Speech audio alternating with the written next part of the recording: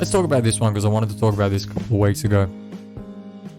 The power of music and how it relates to experiences and how music is ever changing in the sense that it takes on different forms after different experiences. And let me give you just a prime example. Obviously, we spoke a couple of weeks ago, like I've recently been through a breakup of a long-term relationship. I'm a big fan of John Mayer, right? Specifically, one of my favorite songs is Slow Dancing in a Burning Room. Sure. I've always loved that song. I've never sat down and listened to the lyrics until a couple of weeks ago when I put it on and sat there and listened and realized the entire song is just about two people being in a relationship that they know is failing but refusing to say anything about it. And it was just like, oh, like that, that hurts out of nowhere. Like, why would you do that to me, Johnny? Fucking Johnny boy, mate. Yeah, like, you've probably listened to that song a million fucking times. Yeah. Never looked at it in that way until, like, you're obviously going through what the song's meant to be written about, I guess. Mm-hmm. But yeah, I do agree there.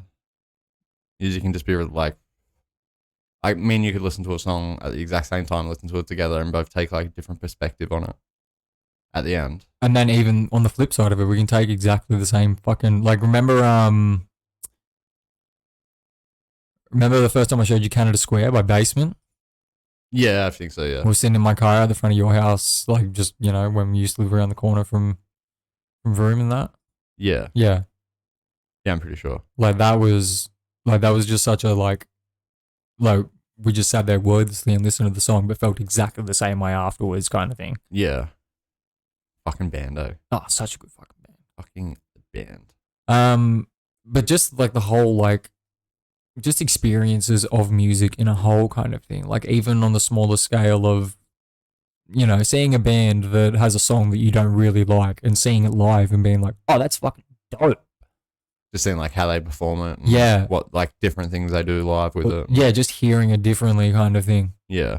It definitely does give you like a different appreciation of like, the song itself, or even like, I've like not liked whole albums, but then just gone to see them anyway and then been like, oh, that song's actually really good. This song's actually really good. And yeah, it all just depends on, And then like the way that like certain people are heightened and then lessened kind of thing. Like I've seen like two of the biggest performers in the world in the same stadium.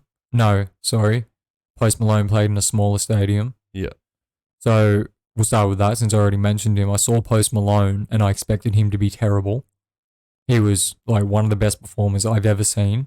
Obviously, he sings good things. Obviously, he sings with autotune in his songs, but when he does it live, he just has his backing track playing over him and he just like sings in his real voice under it. So it gives it like this real deep, like fucking almost like growly tone kind of thing. It's fucking great. That would be pretty dope. I wish there was a video of it, right? Because years and years ago, right, before he made it big, remember Bill Burr was talking about him on his podcast. There was this thing called, do you know who Josh Adam Myers is?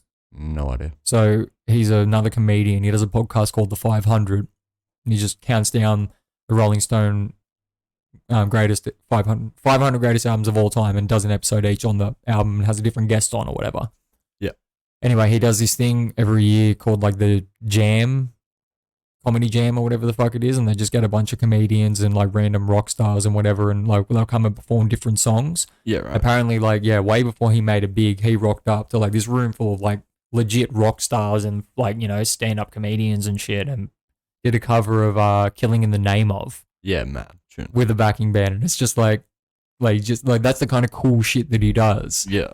But yeah, he was fucking incredible live, and like really like I was like sort of like I enjoyed some of his music before that, but after it, I like not religiously, but I like have several of his songs on my fucking shuffle and won't skip them when they come on because I actually enjoy them because it brings me back every time I hear it to knowing the effort that he put into it live. Yeah, right. Then on the flip side of that, you have somebody who you expect to be a consummate professional in Justin Bieber, who plays to but just in the sense of like he plays to stadiums of hundreds of thousands of fucking people. He should know what he's doing. He should be able to perform. He's cunt just put on the most lackluster fucking performance of all time. And it wasn't even like, it wasn't even the fact that I cared about it. Well, I felt sick and I was sitting right behind a speaker. So, like, that whole experience was shit. And then there was 2 drunk bitches next to me screaming. One of them half vomited on my leg. I just wanted to fucking... Dudes. Go home. The old Irish kiss. But my point is that, like, the person that I was with had been waiting to see them for fucking years and then was just ultimately massively let down by the experience. So it's just like, as somebody who has even performed on such a fucking small scale, just hold your thought, whatever the fuck it is. I'm just trying not to say it. I know. But just even somebody who's performed on such a small scale, even to just like a room of people rather than a fucking stadium. Yeah. Even I understand the importance of putting on a show to the best of your ability so that people enjoy the experience and take something away from it. Especially like that motherfucker, because people would be paying like hundreds of dollars for a ticket, man. It wasn't fucking cheap. It wasn't cheap. And we were in the rafters and it wasn't cheap. Yeah. I can't imagine like... Owen Harted that bitch. Well, like it was like obviously my ex-girlfriend, but one of her friends paid for like a VIP experience, which is like $4,000 or fucking some shit like that. And I think all the VIP experience gets you is you get to go backstage and give Justin Bieber one hand job. Just one? Just one. One hand. Don't even get to finish him. Fucking hell. But yeah, like it's interesting how experiences completely change your perspective on music specifically. Yeah. Yeah, definitely. Yeah, I've had bands that I wasn't like massively fond of. Mm-hmm. And then just seen like seen them like fucking live somewhere, and just been like, okay, I got like a certain appreciation because I know they're actually like good performers. Yeah. Some bands are better live also than they are fucking like on album. Well, have you ever have you experienced that? Or what would you say is your biggest experience of that? And I'm trying to roll through mine.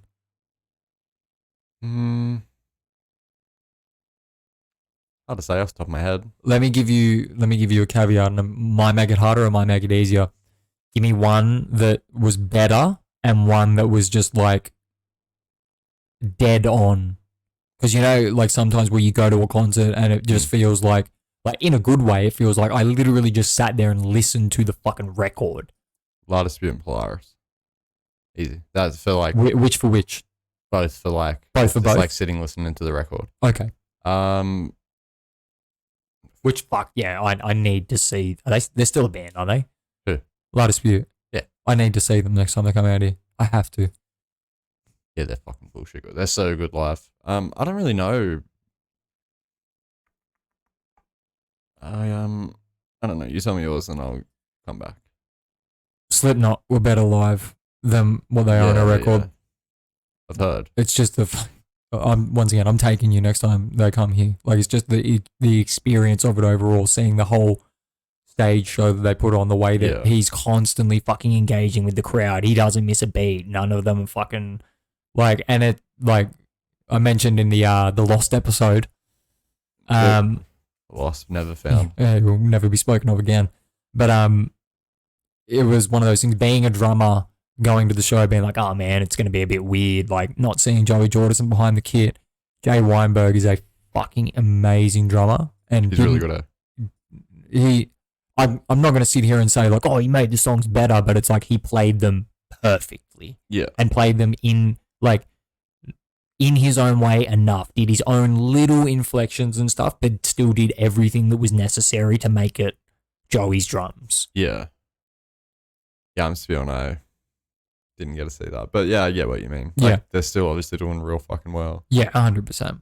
But consummate professionals, man. Same as the Foo Fighters, which like that's, remains to be seen whether they're going to continue on kind of thing. That fucking concert that they did though, I'm not sure whether the second one's happened yet. I think maybe it's early next year or maybe it's already happened. They did a concert in London, they did a concert in LA.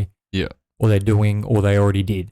But they just right. had like literally just anybody who's fucking anybody come and play.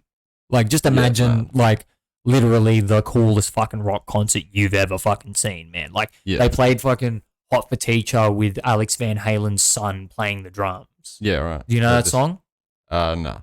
I'll show it to you afterwards. I do appreciate the sentiment of it. And just, the whole fucking thing was fucking sick. It does sound dope. What would you like bad one be, though? Like, just not good. No bueno. Out of my experiences, I don't know. I can't. Yours would be Bieber. Yeah, but like that's not really my experience. Like I was there and that was a bad experience, but I wouldn't say that's mine. That's not something that I specifically went to and was disappointed. Yeah. Prom Queen's reunion tour was really fucking disappointing. Was that with They played with Parkway. Craft Cheese. Yes. Yeah, fuck. No, sorry. The reunion tour I went to and that was really good. They were really fucking tight. Yeah. That was a good show. That was a Roundhouse. And we went and seen them at whatever that other one is, the bigger one. It's not the Factory. It's fucking. Me and Mum figured it out the other day. Now I can't remember the Metro. No, I don't know. One of those. One of the bigger venues. I don't know. Anyway, went and seen them there, and they were playing with Parkway. Yeah. Prom Queen were fucking terrible, just like off time, and all that kind of shit. And then I was there with Matt. And we're kind of like, oh, all right. You know, Parkway are always good. We'd seen them like 3 times each up until then. Yeah. So obviously they're going to be a lot better. There must have been massive sound issues that night because no one was in fucking time. And yeah, right. The sound was fucking terrible. I think we waited like 3 Parkway songs. Right, I got into a fight. Not really a fight. I just punched some guy in the fucking head. Probably deserved it. Oh, he 100% deserved it. That's what you get. Fucking, that's actually funny. Well, not funny, but like there was heaps of times that me and Matt went to shows and there'd be altercations where like shit happened and like not that I would like stop him from getting fucked up kind of thing, but I don't know, for some reason like there would be altercations between the group and then I would always end up being implicated kind of thing. I would always end up being the cunt that like got targeted. Yeah, right. And then like the one time I didn't go to a show with Matt, he got his fucking teeth chipped by some dude in the pit. I mean, yeah. Dude, a lot of gronks used to go to all them shows though. Fucking try hard. Gronks. But I did think of mine. So is yours Parkway though? Yeah, I'd say. Mine would be North Lane. But with Adrian. Back in the day, but it was just like just before he left, so you could tell he was just like uninterested. He was like talking most of it. Yeah. I think his throat was pretty fucked as well. Like his screams that he did didn't sound healthy. Right. So I think he was just like tired over it because he left the band like maybe a month later. Mm-hmm. It was like just like a disappointing set, really. Like I probably listened to 2 songs and I was like, hit him with a side door. I was out. Yeah. Yeah, I'd say North Lane. Mm-hmm. I kind of want to see them with their new singer. They're good. Name? Fucking. Seen them in Wollongong with Graves. How good's Graves? Fuck, so dope. Sucks that they're not a band anymore. 506. Oh. Hey. That like yeah. That song just makes you want to hurt people. It's a fucking tune. It is a fucking tune. Yeah, fuck yeah. Yeah, dude, it sucks that they broke up. But yeah, I did see North Lane with the new singer and they were pretty good. He's Marcus very Bridge. good live. Marcus Bridge. I'm sorry, Marcus. That is his name. That is his name. And I think the other guy's name was like Adrian Philipponusis or something. What? Tell me I'm fucking wrong. I was close. I don't know. Something. Philipponusis? Starts with a PH. Hip Hop Anonymous? It starts Fuck you, you give him the easy one. It's a good movie, yeah. It's such a good movie. Spoke about that a lot in our like very first YouTube episode. We did. I want to roll all the way back. if you want to go back and have a scroll through and have a look, have a listen, have a smell, I don't know. Oh, fucking hell. I don't know. I'm pretty well good for today, man. Absolutely wrecked. Fucking work's done for the year, so. It is. It's fucking the big Christmas day tomorrow. Work's done for, the 3 days that I get off for the year and then back to fucking work. I mean, Christmas day tomorrow. Yep. We're going to do some luncheons. Mm-hmm. Going to have some Lunchables. We'll get fucking BYO Lunchables, except just don't bring anything. I've got to do. We should probably say Merry Christmas to anybody out there who's like still listening at this point in the podcast, or I've got a handful of people I'd like to say Merry Christmas to. Everyone else can suck it. Podge, Queef. That's about it. About it that I'm not gonna see or talk to. Yeah, that's it. I guess. Yeah. But yeah, Merry Christmas to everyone that has like hated us from day one. Mm-hmm. You're gonna see plenty more of us. Merry Christmas to that dude with the smiley face on TikTok. I like him, man. I think you need some fucking Merry in your life. I like you him. Fucking sad motherfucker. I like how fucking negative he is about life. Yeah. Like, it just brings me good vibes that, like, at least we're not going to have to deal with him for long.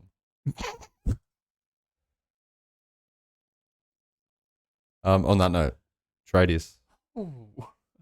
I just meant, like, someone's probably going to take his phone off him. Someone take it off him. He's had enough. Well, that one's on me then. That's just where my mind went. So I think I think that's an indictment on me more than anybody else. What were you thinking? We all know. I was just thinking he's clearly like 5 or 6, because from his grammar alone, and then he's fucking who has a smiley face as the name. It's pretty dope. Yeah, but, like, get a fucking proper name. Yeah, before you come fucking complaining about shit that we say. Mm. Which probably, like, you fall right into that category that we were talking about. Yeah, like I said to him specifically, it's like anybody that uses the phrase "I'm way smarter than you" is like just automatic. I just got like 10-year-old vibes. Shit. I got 10-year-old vibes, nothing but. And then yeah, like after I said like, yeah, well, I'm not like engaging with you if you're gonna say that. She's like, oh, I fucking win and fucking. It's like, all right, so you're a child. This is what's happening right now, right? We're on TikTok. If you want to come and argue with us. Instagram, Facebook, Twitter. I can always see Dylan Dennis's shit pop up on Twitter and we don't even follow him. So over it, eh? Why does it keep popping up? I hope you have a terrible Christmas in case I punch your fucking face in for the new year. That's not going to go well for him. No. Like at all. KSI is going to beat that boy up. Hey. Speaking about beating boys up, you can find us on Instagram, TikTok, Facebook, Twitter. Fuck me. Like I said, we'll be back. We'll be back next week for a fucking year in review episode. But until then, Merry Christmas and we will be. Fucking. Don't get your fucking dick holes in a twist. Something like that. And smiley face boy.